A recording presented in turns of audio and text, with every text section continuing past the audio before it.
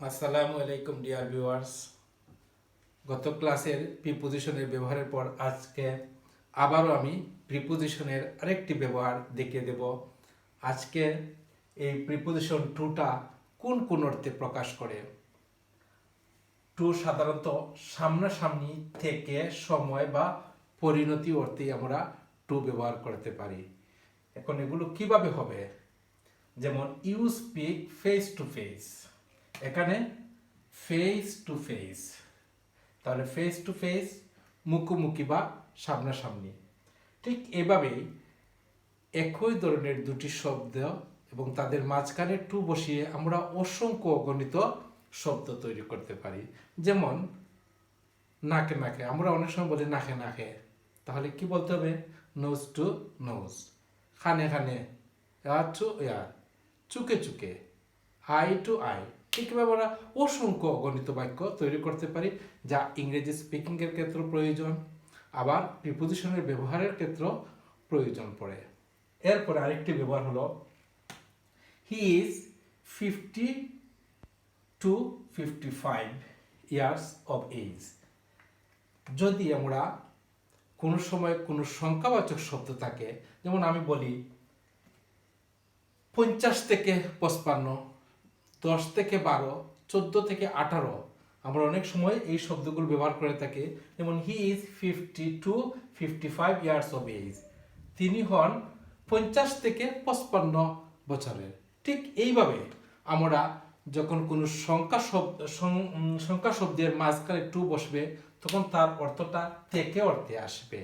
যদি বলি সপ্তম থেকে অষ্টম, তাহলে 7 to 8, 12 to 13, 12 থেকে 13। ঠিক এভাবে সংখ্যাবাচক শব্দের মাঝখানে টু বসিয়ে আমরা অনেকগুলো বাক্য তৈরি করতে পারি, যা ইংরেজি স্পিকিংয়ের ক্ষেত্রে বেশি প্রয়োজন হয়ে পড়ে। আবার সংখ্যাবাচক শব্দ যোগ অর্থে, এর অর্থ আমরা এই টুটা বসাতে পারি। তারপর আরেকটি টু এর ব্যবহার হলো, যেমন ইট ইজ 9:45।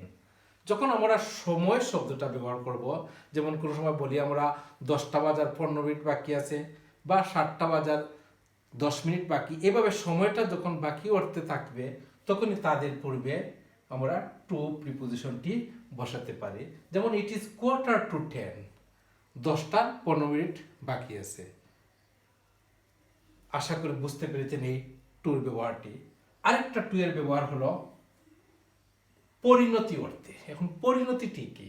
পরিণতিটা হচ্ছে, যেমন পেপার টু এসেস, এই পেপারটাকে পুরানো হয়েছে ছাইয়ে, অর্থাৎ পেপারটা ছাইয়ে পরিণত।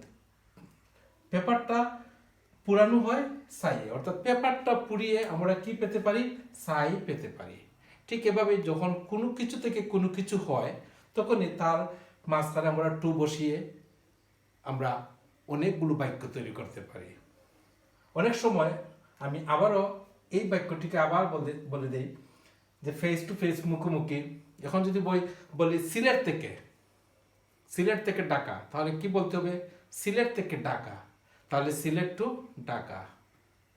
এভাবে আমরা অনেক সংখ্যক স্থানবাচক শব্দ যদি থাকে, তাদের মাঝখানে টু বসে আমরা বলি যে আজ আমি ঢাকা থেকে সিলেট যাব, সিলেট থেকে চট্টগ্রাম যাব, তাহলে সিলেট থেকে চট্টগ্রাম বলতে হবে সিলেট টু চট্টগ্রাম। আশা করি আপনারা টু এর আজকের এই ব্যবহারগুলো ক্লিয়ার হয়ে গেছে। পরবর্তী ক্লাসে প্রিপোজিশন টু এর আরেকটি ব্যবহার দেখিয়ে দেব, আর সেটি অন্য ধরনের ডিফারেন্ট, যেমন কোথায় টু বসে না। ধন্যবাদ সবাইকে। আসসালামু আলাইকুম।